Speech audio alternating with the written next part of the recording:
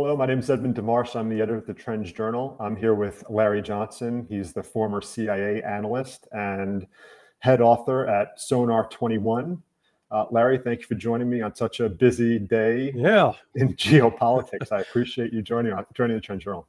Nothing going on. The world's bored. I had some questions I wanted to ask you right off the bat, but I came across this on X, and I wanted to hear your opinion. This is Mark Halper today. This question, a serious question. What's the percent chance that the United States arrests Putin today?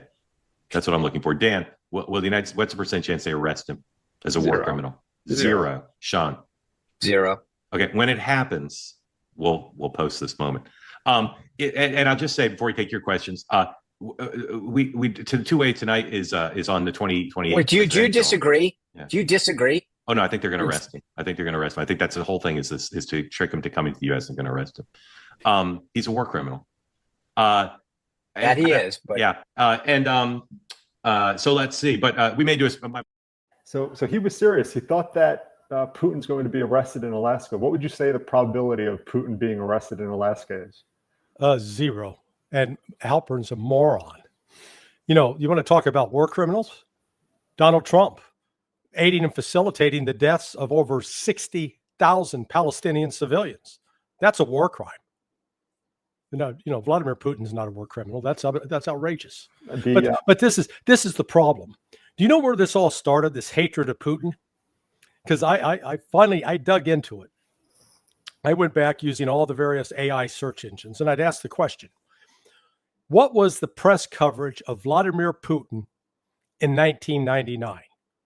What was it in 2000? What was it in 2001? What was it in 2002?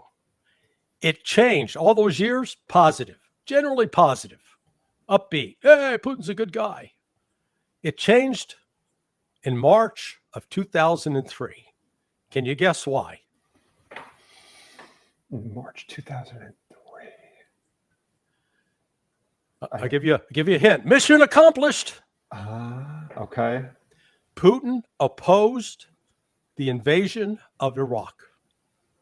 And because Putin opposed the invasion of Iraq, that's when the whole media covered. That's when the CIA unleashed this propaganda campaign portraying Putin as a murderer, as a criminal, as a tyrant, as all this crap. And it's been unrelenting since then. But when you step back and look at it objectively, who is it that helped fund ISIS? Russia or the United States? That would be the United States. The very terrorists we claimed that we were fighting, yet from 1999 on, we funded elements of Al-Qaeda that we'd funded in Afghanistan so they'd carry out a terrorist war in Russia. So what I'm saying is there's this entire propaganda infrastructure that has been directed at the American public to poison the minds, to portray Vladimir Putin as the ultimate evil, and that there's no way we can talk to him. Absolutely no way. Well, you know why the United States wouldn't arrest Putin under an ICC warrant? Because the United States itself does not recognize the ICC. In fact, we've got arrest warrants out for members of the ICC. I mean, damn, how can Halperin be so ignorant, an imbecile? He pretends to be a smart guy. It's just, these are not hidden behind secret CIA codes and written in Arabic or Sanskrit. This is readily available to people if they just do a little reading. Speaking of reading, I'm going to go to something you wrote in your last post on Sonar 21. You wrote, if Trump ends the meeting with Putin and walks away, Putin and his delegation will have no doubts that the diplomatic opening to the U.S. is dead. I hope that does not happen. I suspect that President Trump is looking forward to holding a press conference accompanied by Putin. There will be questions from the U.S., and you mentioned the time. So do you think this is a make or break moment in your opinion? Do you think that this is something that's... I think this thing was pre-cooked, pre-packaged. I think Trump is engaged in a master class of deception and misdirection over the course of the last 4 weeks. I don't know exactly at what point private talks between State Department with Marco Rubio and the Russian Foreign Ministry, where it actually started, but it's been ongoing. And, a lot of this has been, I would call, theater to distract the neocons and the deep state, where they really thought Trump was going to really crack down on Russia. They got 50 days. Remember the 50-day limit? Then like 5 days later, Trump changed it to 10 days. Well, what happened? I think one of the reasons that was motivated was a combination of progress that were actually being made in the private talks, as well as intel showing that the Russians were making very rapid advances against the Ukrainian positions in the western part of Donetsk. So then Trump, remember, he set a deadline, last Friday, bone-crushing sanctions, severe punishment for Russia. What happened? Nothing. Trump didn't do it. The only thing he did was the day before, while Witkoff is in Russia, meeting in Moscow, meeting with Putin, Trump signs an executive order declaring Russia is a national security threat. And because it's a national security threat, therefore we got to levy tariffs on India. What? You don't do anything to Russia, but you levy tariffs on India. And all that did was piss off the Indians big time, to the point that they canceled a purchase of F-35s. Hey, remember those jets we're going to buy from you? Screw you, keep them. They canceled another aircraft, a series of multi-million-dollar aircraft purchase. They canceled a meeting with Pete Hegseth, with their defense minister. And with the F-35, sorry to get in here, but I'm going to forget. With F-35s, do you think it had something to do with that dogfight that they had with Pakistan when the Chinese jets performed better than the U.S. jets, according to analysis? Potentially, but they took this was their opportunity to punch back. Yeah. And then Modi, and I've said tongue in cheek, this was actually Trump's secret plan to win the Nobel Peace Prize because of his action against India. And, using Russia as the excuse, punishing India with tariffs. India's motive me to say, hey, I'm going to China to meet with Xi Jinping, and we're going to start opening flights between our two countries. Hey, Trump brought India and China closer together. If that doesn't merit a Nobel Peace Prize, I don't know what does. So Trump's policy and his diplomacy towards Russia has been very strange, or at least on the surface. It's been 1 minute when he first started his term, he really seemed like he was icing Zelensky out. He had that one Oval Office meeting with Zelensky, and that was a disaster in the eyes of pro-Ukraine hawks in Washington. Even Lindsey Graham said something like, hey, you need to show the president some respect. Then it seemed like he did a complete 180, and he started to accuse Putin of being the aggressor. And just before this meeting that he's having now in Alaska, he repositioned nuclear subs. He was talking tough, as you mentioned, about the secondary sanctions. Well, let's halt you there. Yeah. He said he repositioned nuclear subs. The reality, they're already there. I mean, that was just bombast, and that was an empty threat because the subs are always there. And that's why Russia didn't react. They go, that's like saying, watch out, Eddie, tomorrow you're going to see this yellow-orange thing come up in the east. Don't be afraid, though. And you're going, the sun? Yeah, I know. It comes up every day. Everyone's watching this meeting with Trump and Putin, and they're reading everything. If you're checking out social media, I don't know if you're gauging it right now or in the past 20 minutes, and they're saying, oh, Trump was applauding Putin on the red carpet. One thing that I saw that I thought was interesting was this. I'd like to hear your opinion on Trump's decision or someone's decision to do this while Trump's walking with Putin on the red carpet.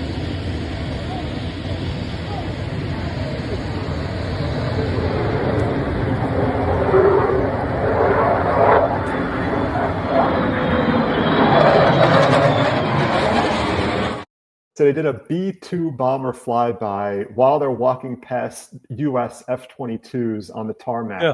Is that some kind of U.S. muscular? We're flexing our muscles, and all Putin was going to say was, "Hey, have you seen that new nuclear-powered cruise missile we just launched this week that stays aloft for months and carries a nuclear warhead? Pretty cool, huh? Oh, and did you see the directed energy weapon that we attached to a drone that's now shooting drones out with lasers last week?" So, Putin walks as a man who has a decided technological military advantage over the United States, because Russia right now has fielded 4 variants of a hypersonic missile, not a ballistic missile, a missile that travels in excess of Mach 6 and can maneuver. The United States reportedly has one. They claim it's been tested, but I know one of the individuals involved in the management of that program, and he's not quite as ebullient in his calculations about how well it's doing. So this is what we saw there, though, was this meeting. We're led to believe that as a result of Witkoff meeting last Thursday, that they decided, let's pull together a summit and we'll have to figure out where we're going to do it. And they didn't decide until Monday it was going to be Anchorage, Alaska. Eddie, why do you think they picked the 15th of August to hold this summit? Have no idea. 15th of August is the 80th anniversary of the end of the war in the Pacific. On August 6th, 1945, or August 7th, Russia invaded Manchuria, began destroying the Japanese army. And it was after that, because the Japanese had been counting on Russia to intercede to come up with a negotiated settlement to the war. When they saw that the then Soviet Union had intervened on the side of the United States, that's what was that's what led to the surrender, not the nuclear bombs. You've got Douglas MacArthur, Dwight David Eisenhower, Hap Arnold, and even Curtis LeMay. All were on record at the time saying the Japanese would have surrendered without the atomic bombs because of the Russian intervention. So this date was not arbitrary. They didn't just get lucky. It was deliberately selected by the Russians, and this date was selected well in advance. I suspect actually Witkoff's meeting with Putin was not to persuade him to have this meeting, but actually to firm up details about this meeting, because when you look at the compositions of the two delegations, there's not a single person on either delegation that's competent to discuss the war in Ukraine. The United States, nobody from the Department of Defense or the Joint Chiefs. The only one the Russians have is their Minister of Defense, Belousov. But again, he's a technocrat.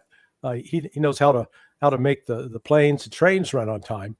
But he knows nothing of strategy, general staff doctrine, nothing of the logistics of the war on the ground. So this is all about economics and some other issues. This really has little to do with Ukraine. Sergei Lavrov, the head diplomat from Russia, arrived at the talks wearing a CCCP sweatshirt. Yeah, now, he was trolling. It was even a diplomat of that stature. He would troll like that. Seems is that not beneath him? Oh no, he's got a great sense of humor. You may or may not be aware. I met with him along with Judge Napolitano, Mario Nafal, and me. So just the three of us with Mr. Lavrov. That was in March, and then I was with him again on stage in June. So no, Lavrov's got a great sense of humor. And he reads and follows the Western press. He knows what's going to jerk their chain. Oh my God! But the whole war, the whole Ukraine war, we were told that you don't want to approach the table from a position of power. Mm-hmm. And that was what we've heard the entire time. We're going to finally talk with Putin. Ukraine's going to talk with Putin when they're in the driver's seat, when they could impose their own will on the Russians. That didn't happen. In fact, Ukraine launched a very large drone attack recently. I think it was last night or the other night. But Russia's winning on the battlefield, according to a lot of analysis. So when nothing's really changed, why would Russia ever concede any of their goals to the U.S.? Why would they give up anything? Well, they're not. They're not going to concede anything. How do we solve this? So Russia has been very consistent, starting in June 14th of 2024 and laying out what its current demands are. Now, these demands have evolved, in 2022 in March. The Ukrainians, actually, the Russians launched the special military operation to pressure Ukraine to come to the negotiating table. They did. And Lavrov told me in that meeting that we had in March that the initial document that Russia was negotiating on had been brought to the table by Ukraine, not by Russia. And Russia at the time was willing to sign off on an agreement that would have left the Donbass, Donetsk, and Luhansk, those two oblasts, still under the control of the Ukrainian government. United States and Britain told Zelensky, hell no, back out of the deal, cancel it, walk away. Zelensky did. And so then the Russians turned to their second fallback strategy. And that entailed holding elections in September that gave the four oblasts, Donetsk, Luhansk, Kherson, and Zaporizhia, the opportunity to choose whether or not they wanted to be part of Russia again. They all voted yes, over 80%, overwhelming majorities. So that made those four plus Crimea now officially part of Russia. So now this is Russian territory. And there have been some crazy reports in the West suggesting that Russia might give up some of those. Putin could no more negotiate away Kherson or Zaporizhia than Donald Trump could go to Putin and say, hey, you know what? How about we give you back Alaska? Couldn't happen because Alaska is constitutionally part of the United States, and you can't remove it. You can't succeed it. And the same applies there. So Russia right now, they're negotiating from a position of strength. They've then expanded the demands. The last message to the Ukrainians was, come to the table. Here's the current deal. Withdraw your forces from our territory, those 5 oblasts that we talked, former oblasts. Get NATO the hell out of your country. Sit down and do an election, and then we'll talk, and we'll settle this peacefully. Otherwise, if you don't do that, then wherever Russian soldiers are, we will take that territory too. And they're already in Dnipropetrovsk, which is just to the west of Donetsk and just to the north of Zaporizhia. They're in Sumy, which is north of Dnipropetrovsk. They're in Kharkiv. And Russia is fully prepared. We keep thinking, oh, their economy's in the toilet. Oh, they're losing too many men. No, they're not. This is all Western propaganda. And because, unfortunately, even our intelligence agencies believe it, they're miscalculating Russia's ability to fight this thing to the end. And so either the United States comes in and says, okay, Russia, we'll work with you on those terms. Because, if Trump comes to Putin today and says, you got to talk to Ukraine. And Putin's going to say, Donnie, what are you talking about, buddy? We've talked to him 3 times in the last 3 months. We got open negotiations with them. We're talking. They just don't like what we're saying. But, we've asked them to come back with some proposals, and they refuse. So maybe if you've got any influence with them, encourage them to get back. Says we can negotiate an end to this. So, Putin will be cool. He'll play the high road. And all this expectation being pumped out in Western media that, there's going to be some movement, Putin better heal because he doesn't have options. It's all bullshit. Good Lord. If everything worked out well during this meeting today and Putin and Trump see eye to eye and they strike this agreement, or at least it's a framework of an agreement. Yeah. And so the EU, or at least the 3 main countries out of Europe, you have the UK, France, and Germany, they issued a statement over the weekend saying that there will be no territory swaps without Ukraine's input. And Zelensky agreed with that. And he said they're not parting with any territory. Yeah. So if let's say this goes really well today with Trump and Putin, how big of a hurdle is that for this to actually be implemented, given that Germany and these countries and Zelensky don't seem on board to give up to give any land? What are they going to do about it? Would they keep pumping Ukraine with their own funding? Could the EU? They don't. If they give them money, they don't have weapons to give them. I mean, the deal right now is, name me one weapon system that Europe could give Ukraine that's going to make a difference on the battlefield. There's not a single one. That's the point here. That's the problem they face, is that Europe, they're like, where do you live out of? You're out in California, right? Yeah, I'm in Los Angeles. Okay. So I'm in Florida. Now, in contrast to Los Angeles, in Florida, one of the requirements, apart from having to get shirts like this when you move into the state, is that they issue these little bitty yappy dogs, and only grown men are allowed to walk those dogs. That's Europe. Europe are these inconsequential little dogs with no teeth, lots of noise, some bark, no bite, because they can issue threats all day long. What are they going to do? They don't have their industries are stalled. In fact, Germany is deindustrializing as we speak. Their economies are growing at like 0.5%, if that, right now. Their armies are shrinking. They don't have ample weapons packages. In fact, they got to buy some stuff from the United States, and they're going to buy Patriot missile batteries. You said, great, man, we'll sell those to you. They'll be ready in 7 years.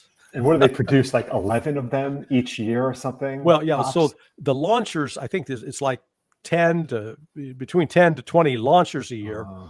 Each launcher can fire up to 16 missiles. And on the missile production front, we produce between 550 and 700, depending upon the particular variant. Well, when you realize that you fire at least 2 and more often 4 of those missiles, which each of them costs upwards around $7 million a piece. So that's 28. If you fire 4, that's 28 million. You fire 4 of those against an incoming missile or drone.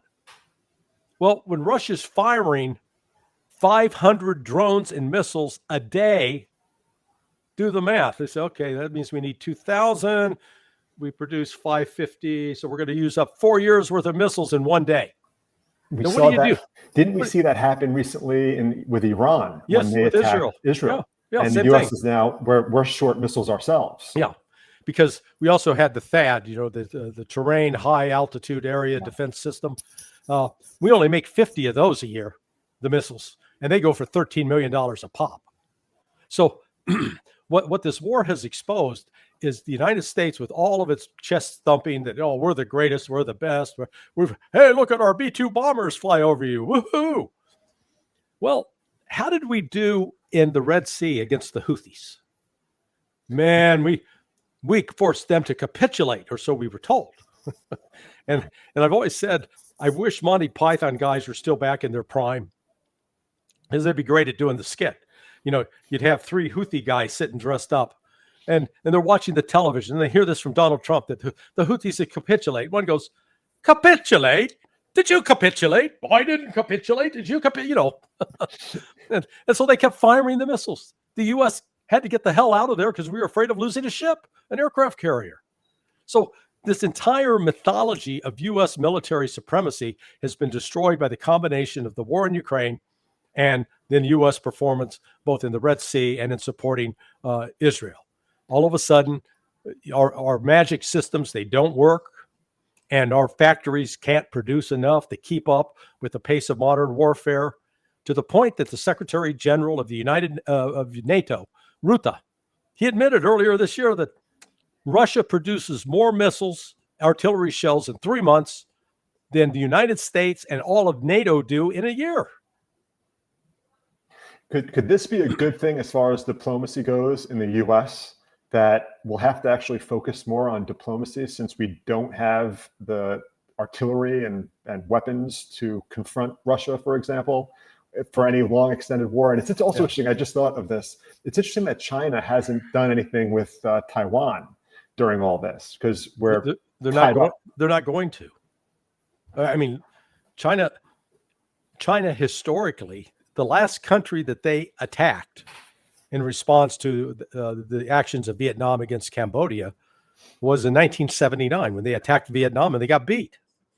So China, while they have lots of personnel, they have lots of ships, they have lots of planes, lots of drones, they're really not an accomplished military power. They have some great technology, but so they don't need to go conquer Taiwan. It will fall under their influence eventually, because as President Nixon agreed back in 1972, 53 years ago, recognized Taiwan was part of China. And it's only 10 years ago under Barack Obama that we started changing that. Said, nope, we're changing that deal. Well, Chinese have never agreed to change it. So, they'll keep plugging on. But what we've accomplished over the course of the last 3.5 years is bring China and Russia together in an alliance that they've never historically had. And it's political, it's diplomatic, it's military, and it's economic. It is not one-dimensional, it's multidimensional. And together, they represent a power that we simply cannot match. Back to the summit in Russia or in Alaska. Do you think the Russians respect Donald Trump? Do you think that they like Donald Trump, or does that not even matter? No, Putin, I think, genuinely likes Trump. He understands what he's dealing with. He understands that he's dealing with a very insecure guy. A friend of mine who's met with Trump on multiple occasions, not in public. These are, the sort of behind the closed door meetings. He just said, Trump he's that kid who growing up always got picked last to be on, the baseball team or the football team or the basketball team. Well, that gives you a complex of inferiority. And Trump also desperately wants to be liked. So, this is the fourth meeting Putin's had with him since 2017. I think Putin understands him and recognizes that at heart, Trump actually probably really does want to seek a peaceful deal. I think he may have even communicated to Putin that he would have to say and do some things that would appear to be bellicose. For example, in mid-July, when he redeployed the B-61-12 nuclear bombs to 6 NATO bases, including Lakenheath in England, that didn't elicit much of a reaction, sort of a shrug from Russia. But so I think Trump was doing things like that in order to disarm these war hawks that really want to go to war with Russia, and to make him think at least, Trump's going to adopt a tough stance. Meanwhile, they've actually been working behind the scenes to come up with some agreements, or at least the fleshing out the outlines, the skeleton of agreements that will be ultimately followed up and negotiated again in Russia, whether that takes place in Moscow or St. Petersburg or Sochi, who knows? But I think that's on the table. And Trump has actually been hinting at that. But I come back to, when you look at the composition of these two delegations, they're not staffed or equipped to deal with the particulars of the military campaign underway in Ukraine. They are equipped to deal with other issues. If I'm with Larry Johnson, everyone, go to Sonar 21 to get his updates. It's a great read. Larry, I promise I wouldn't keep you too long. I have one more question. Sure. If we had a crystal ball, and no one likes to play these guessing games, but we had a crystal ball a week from now, are we closer to an end of the Ukraine war, or are we status quo, or are we worse off? What do you think? Regardless of what happens at these talks, we're still closer to the end of the war in a week. Ukraine has run out of manpower, and despite the claims of a variety of U.S. generals insisting that, Ukraine's hanging on, Russia's weak, Russia can't beat them, I find it just the ultimate irony that a bunch of U.S. generals, Jack Keane included, that carried out a 22-year campaign in Afghanistan, where we, the United States, with all of these generals, David Petraeus, etc., failed to defeat the Taliban. Failed. Got run out of the country by the Taliban, by people that did not have an air force, people that did not have rotary wing aircraft like helicopters, people that didn't have tanks and artillery until we gave them to them, what we left behind. Despite the United States having every sophisticated military advantage in the world, we got our ass kicked. Yeah, we killed a lot of civilians. Yeah, we killed a lot of so-called mujahideen, people defending their homes, their villages. Big tough Americans. But at the end of the day, we could not take and hold Afghanistan. We failed.